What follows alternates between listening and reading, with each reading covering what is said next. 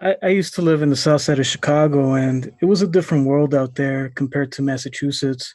So what I was saying on the chat was living in the hood, you see certain things that aren't fair, and you get scared because like I when uh, I come from a music environment, so we always used to go to Puerto Rican festivals for hip hop in Chicago. And I remember one time there was a cop car that came and stopped right in front of us. And there was a guy that was asking for cigarettes, and he was just going like this, just throwing hand signs asking for cigarettes. And he was a black guy. And two cops come out of the vehicle, and they just grabbed him. They they just smashed his head into the vehicle, and they put handcuffs on him. And they told him, "Hey, you think you're tough now?" And they called for backup, saying that he was throwing gang signs. And people walking around, they didn't know what to do. They didn't know whether to step up and say, "Hey, this is wrong," because they don't know if they're going to be next.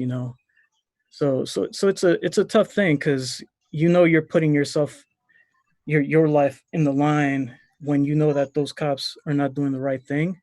And if you step up and say something, you're scared for your own life as well. And you know that if you file a complaint, they got their bags, nothing happens. It just continues to happen. So seeing that over the years, it's a tough thing.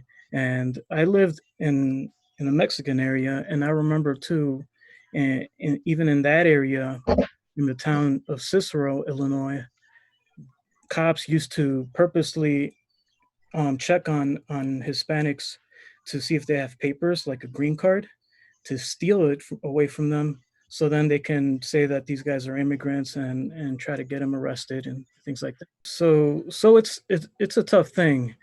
And it happens everywhere. Here in Massachusetts, it's not as bad as Chicago. I've seen some crazy stuff out there, but it still happens here. I remember me and when I was still in high school, my dad picked me up, and it was me, my younger brother, and my dad in a vehicle. And he kind of stopped late on the red light, and the cop stops him.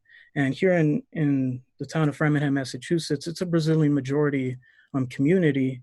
And the cop stops him, and he's like, "License and registration, and you better not be Brazilian." So, and I wanted to say something so bad, but I was in high school, an underage kid. If I say something now, I'm putting, might piss off the cop, and then my dad might, have some worse consequences than that, and maybe something would happen to me as well. And my dad has a broken Spanish, English accent, so he's trying to explain himself. He's like, "Oh, something's wrong with the brake," so that's why I kind of stopped a little, late. And the cop's like, "Oh, that's one ticket. What else is wrong?" And my dad's trying to explain himself. He's like, "That's another ticket." And then he just kept going and going. And and I was so mad, but I didn't say anything. And my dad went to court. He fought it. They dropped everything. But it's things that happen all the time, and you don't know how to respond to it. And then if everybody says, "Hey, you have to obey the law and you have to be courteous," but some of the people that are being, you know, all these things that are happening, George Floyd and everybody else that has been in this situation, sometimes they're doing the right thing and they're still, going to jail, and they're still being, attacked, and some of them are dying. So it's something that we do have to step up and take action and say, "Hey, this is wrong. This needs to change. The system needs to change." So it's a tough thing. And uh, you know it, for people who've never seen this happen to them, it's it's hard for them to relate unless they know somebody who it's happened to. I'm not gonna lie. When I get stopped by cops, like, I try to be as friendly as possible. I get scared. It, and in Chicago, it was even scarier because in Chicago, growing up in the hood, you people join gangs because they're scared of cops, because they don't feel like cops are doing their job to protect the people. They're seeing the cops as another gang. So that's the mindset that kids out there are having. It's like, "Hey, I need protection. Where can I get this protection? Because I don't feel like the cops are doing their job." People say, "Hey, just let it go, just move on." It's like, how do you move on? You can't bring these people back, you know. You can change the system and fix, the policing, but you can't go back and bring, brothers and sisters back from what they went through. So that's a challenge that some people face. And when you don't feel protected by the people that are supposed to protect you, that's it's not cool. It's crazy. What Caesar was talking about, first off, Caesar, I'm sorry that happened to you. I've gone through stuff like that as well. I'm originally from Hollywood, California, and what he was saying is exactly right. There was multiple gangs around me, MS, VLS, 13th Street, 18th Street, a whole bunch of these different things. And I grew up with a bunch of gang members. And the reason why I did is because that's exactly what they did. All the cops really focused on us because of our neighborhood. I lived 2 blocks away from the high school where there were shootings, there were stabbings. First day of school, there was a race riot. There was Armenians on one side, Latinos and Mexicans on the other side, and they all met in the quad and destroyed a couple classes. Riot shows up, everything. So I definitely have been part of that situation. Luckily for me, I I grew up with what I call a big dog mentality.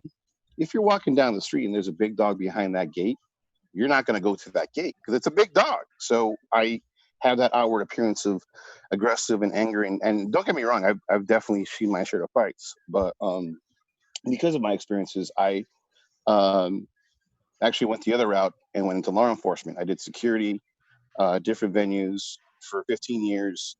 Actually worked alongside police officers, and some of them are great. I say maybe out of 20 people, 20 cops, of those 20 cops, maybe 3 or 4 are good. Everybody else is just a jerk, or like, I mean, the amount of drug abuse that happens in LAPD is astounding.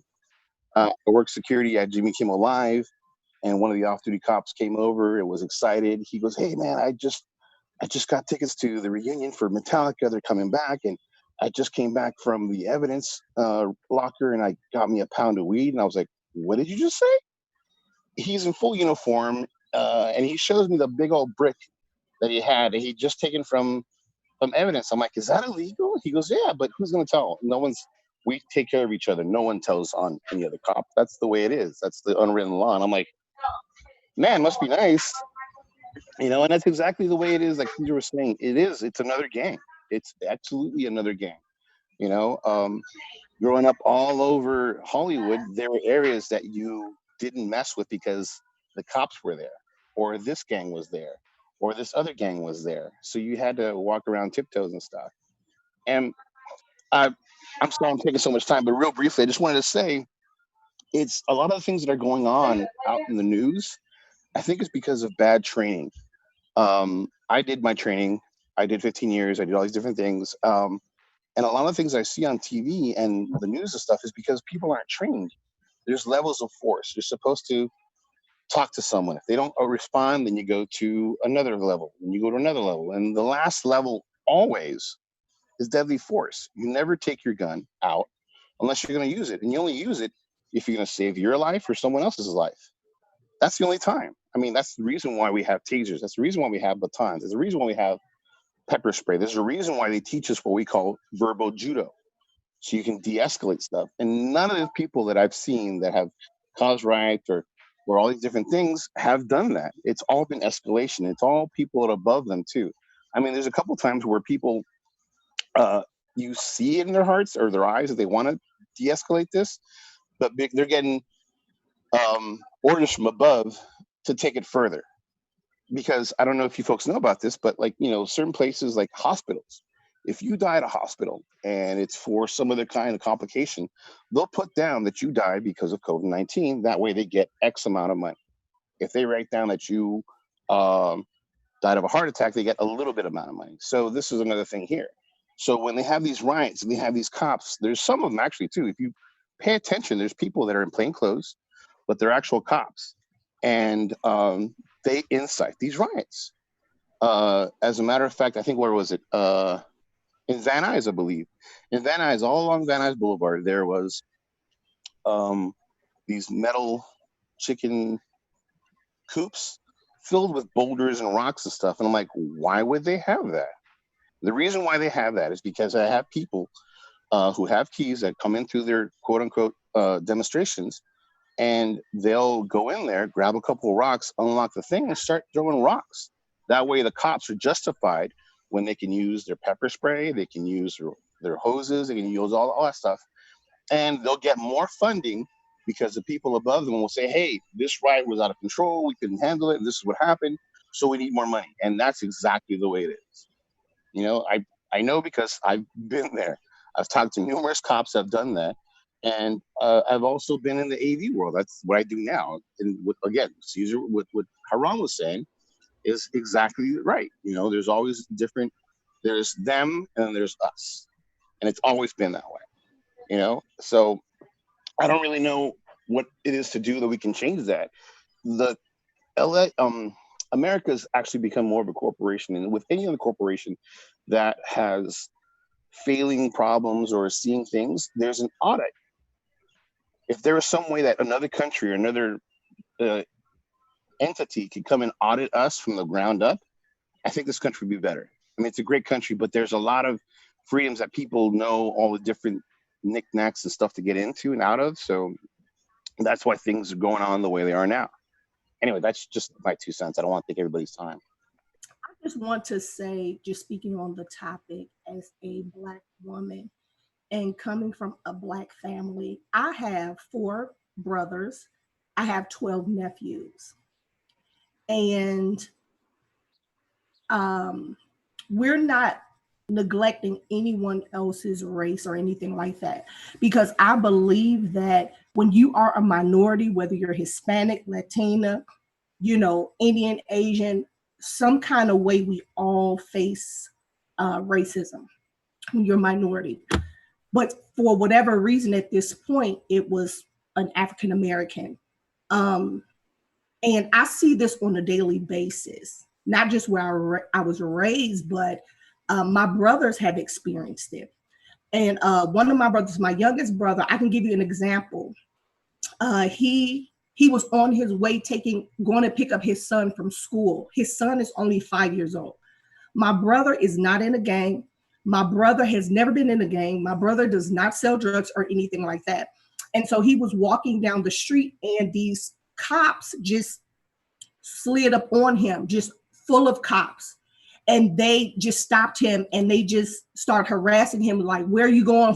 What you doing?" And this and that. And he like, "I'm going to pick up my son," and they don't care. The thing is, they don't care. If they see that you look like a threat, meaning your skin is dark, because we're going to be honest, if your skin does not look like mine, you don't really get stopped with tickets. You don't really get harassed. And we're just going to be honest about it. I have Caucasian friends. I have Hispanic friends.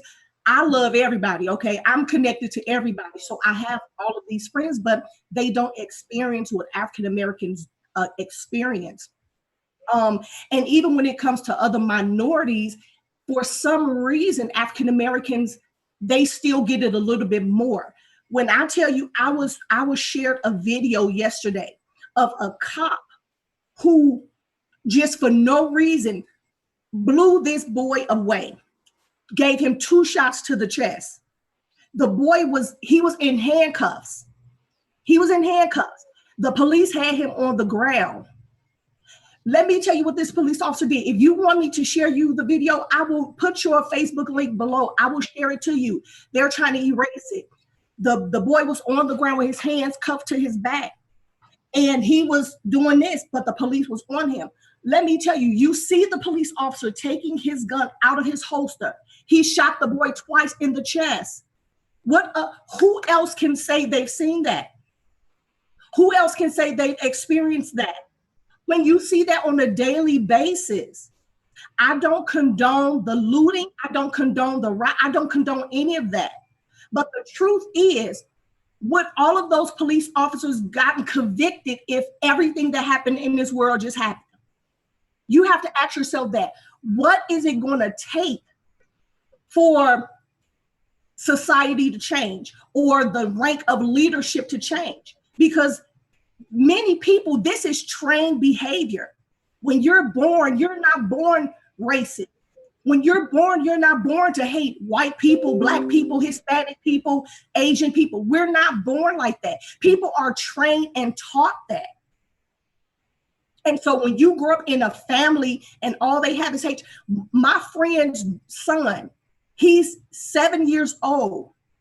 He said to his mother, he said, "Mom, why do they hate Black people so much? What did we ever do to them? What did we do so bad?" When you have an 8-year-old saying that, look, it is time to wake up, whether you're any minority, because the truth is they look at, and I pray no one gets offended. No one gets offended. I'm not, coming after anyone. I'm just stating facts of life or of what I've experienced. I have siblings that are on the police force. My sister is a firefighter. So we work the system. So what we do, if we get stopped by the police, we let them know my brother is on the job. We have to do that just to safeguard ourselves. I say my sister's on the job because I need you to know that my family is a part of you. So here I have brothers and sisters that's a part of the system who's supposed to bring correction. So, but even it doesn't matter that they're there though, because I still have to say, well, my brother's on the job, my sister's on the job. And being a woman, it used to be where, we were a little bit more safe. So I would find myself when I would be with my brothers, I say, let me talk. Because back then, they didn't mess with women too much, but now they don't care. It doesn't matter. And it's taught behavior. It's taught behavior. When you think about it, we're all born. The only difference that we have is the color of our skin. That's it. Our hearts beat the same. The blood that flows through our veins is the same. Some of our eye color is the same. All of our languages are intertwined the same. The only difference is one person's skin is a little bit fairer and one person's skin is a little bit deeper. Why hate someone because of that? Everything in our bodies function the same. We are humanity. We are all the same. We are all the same. So why is it that one group of people or a hand group of people are always looked as like they're inferior because of the skin when we are all the same? The only difference is our skin. You have a heart, I have a heart. You have lungs, I have lungs. Your blood is flowing. Your blood on the inside is red. When it comes out, it's red. And so someone had made a post, said, well, this is something we just have to ignore. No, this we cannot ignore. It's been ignored for years and years and years. And that's why it's escalated the way it did, because no one was listening. And like I said before, I don't condone the riots and the stealing and burning down everything. But the truth is, I believe they were not going to convict those other cops. But when all of this stuff escalated, they had no choice. Because if they didn't, things were going to get a whole lot worse. So if you do have, African-American friends or Latina friends or Hispanic friends or Asian friends, and you see, them not being treated right, speak up for them. Speak up for them. We didn't ask for this. Someone decided that they didn't like minorities. Someone decided, and I don't even understand why all dark-skinned people, all minorities are not thugs. Some of us are very educated. Some of us know politics very well. So why the hate? This is my last story, but I just want you to know how real this is. My godmother, she's Caucasian. She's a Caucasian woman. Her husband was Black. They have interracial children. What happened to them? They were driving, and the police stopped because her husband was Black, and they pulled him out the car, and they tried to get her to leave. They told her go home, and she was pregnant. They said go home, because whatever they wanted to do with him, they didn't want her there because she was Caucasian. This is real, and it's just time for everyone to speak up, so that it doesn't happen to anyone. We're not trying to make it like it's just about Blacks. However, it's the Black race that has been, going through this for centuries and decades and thousands of years. I mean, it's totally, for what? For what?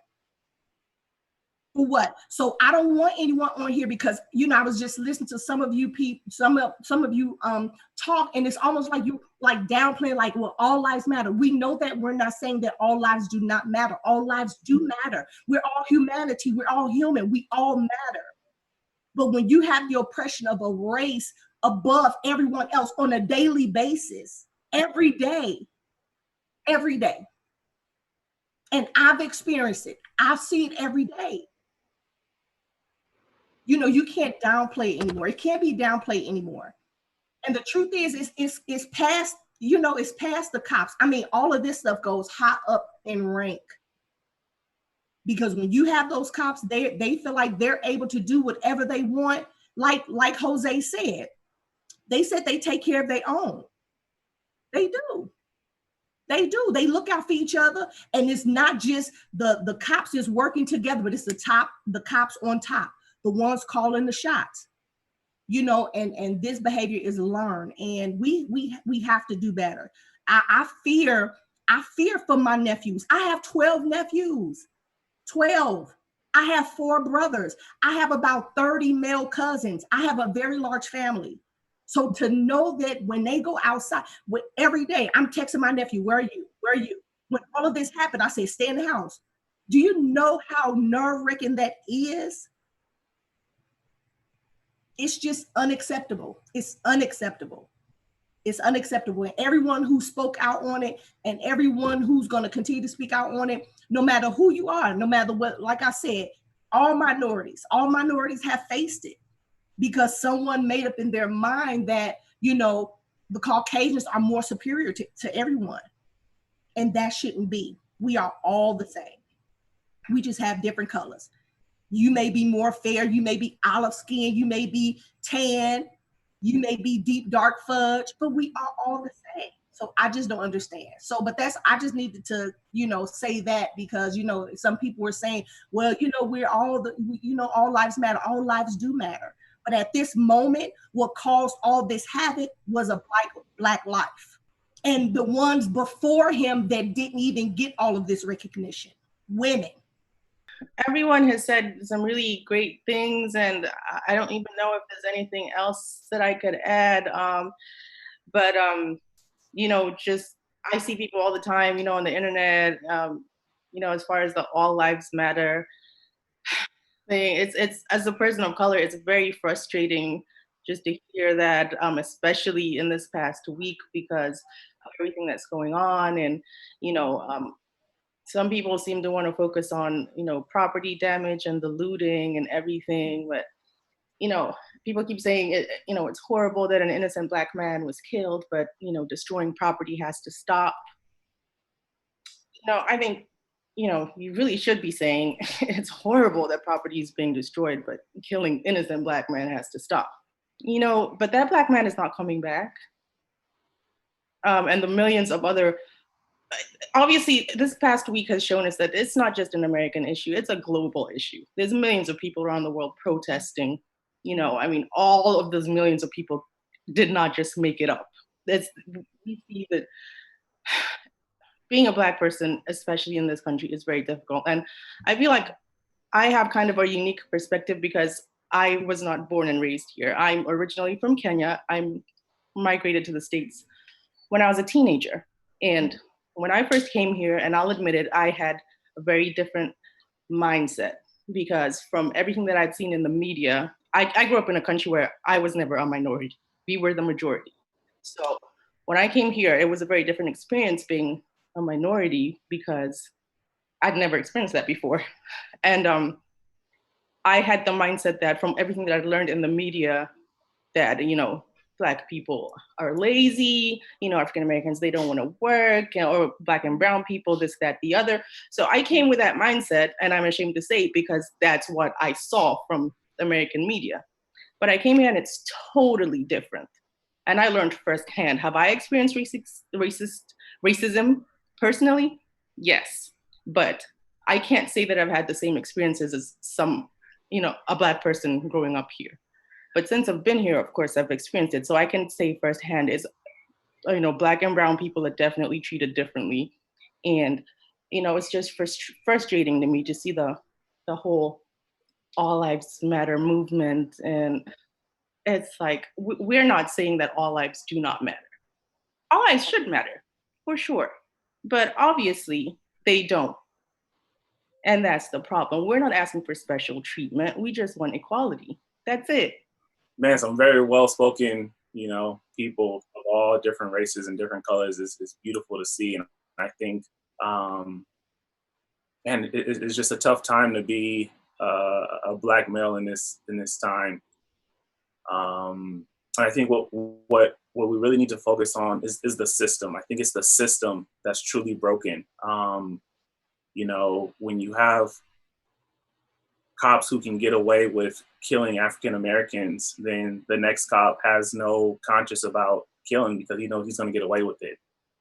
When you have jobs where a Cody Walker has a higher chance of a Jamal Johnson getting the job, it becomes a systematic problem. So I think that's where the change really needs to be brought is in the system that's broken.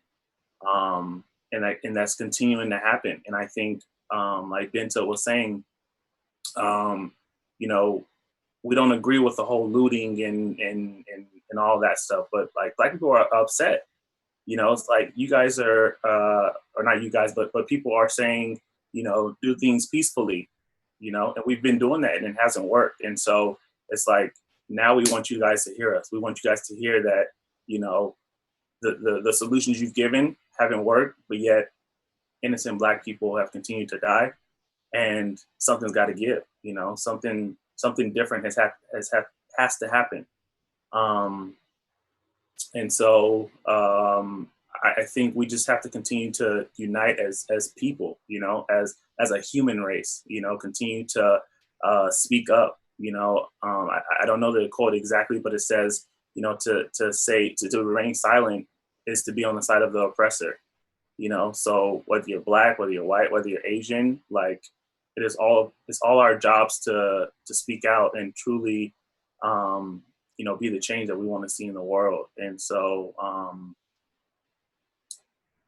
I don't know. I'm just a loss for words. But